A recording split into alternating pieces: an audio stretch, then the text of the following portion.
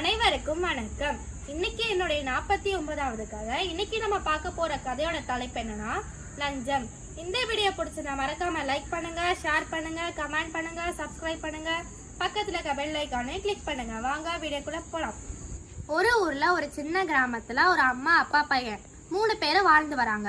அவங்க விவசாயம் செஞ்சு ரொம்ப கஷ்டப்பட்டு தான் அவங்க பையனை படிக்க வைக்கிறாங்க. அதே மாதிரி அந்த பையனும் நல்லா படிக்கிறான். நல்லா படிச்சு நல்லா மார்க் வாங்குறான். அதனால அவங்க எல்லாம் ரொம்ப சந்தோஷமா வாழ்ந்து வராங்க. கொஞ்ச நாள் கழிச்சு அந்த பையன் ஒரு பெரிய பையனா வளர்ந்துடுறான்.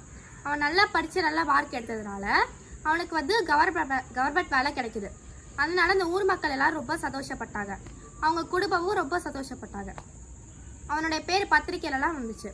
அவன் அந்த மாதிரி கவர்மெண்ட் வேலைக்கு போறான். அங்க இருக்க எல்லாருக்கூடயும் பேசி பழகி ரொம்ப சந்தோஷமா இருக்கான்.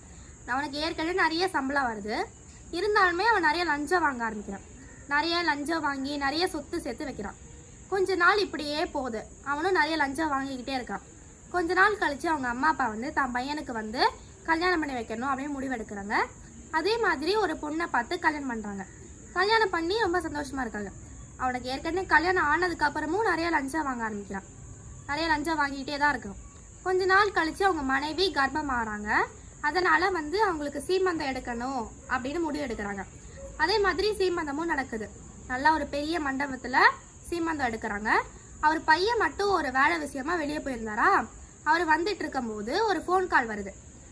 அவங்க அப்பா எடுத்து பேசுறாங்க. இந்த மாதிரி உங்க பையன் வர வழியில விபத்துல இறந்துட்டாரு அப்படின்னு சொல்றாங்க. அது கேட்டோடனே அவருக்கு என்ன பண்றதுன்னே தெரியல. மயக்க போட்டு அங்கேயே விழுந்துட்டாங்க. அந்த இடமே ஒரு துக்க இடமா மாறிடுச்சு.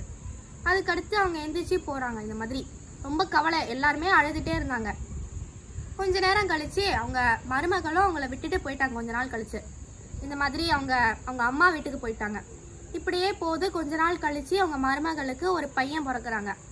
பையன் பிறந்ததுக்கு அப்புறம் அவங்க சொத்து எல்லாமே அவங்க பேருக்கு போயிடுது. இதனால அவங்க மறுபடியும் ரொம்ப கஷ்டப்பட ஆரம்பிக்கிறாங்க.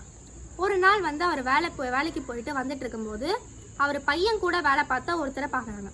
இந்த மாதிரி பேசுறாங்க. இந்த மாதிரி நான் நேர்மையா வேலை செஞ்சு ரொம்ப சந்தோஷமா வாழ்றேன் அப்படின்னு சொல்றாங்க. அதை கேட்டோடனே அவருக்கு ரொம்ப ஒரு மாதிரி ஆயிடுச்சு.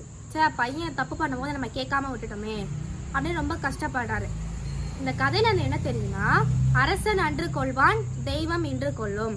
மக்களுக்கு செய்யும் சேவையே மகேசனுக்கு செய்யும் சேவையாகும். அதனால எப்பவுமே நேர்மையா வாழணும், லஞ்சம் வாங்காம. நிறைய பேருக்கு அரசாங்க வேலை கிடைக்காம ரொம்ப கஷ்டப்படுறாங்க. நமக்கு கிடைச்ச வேலைய பயன்படுத்தி ரொம்ப நேர்மையா வாழ பார்க்கணும். நன்றி, வணக்கம்.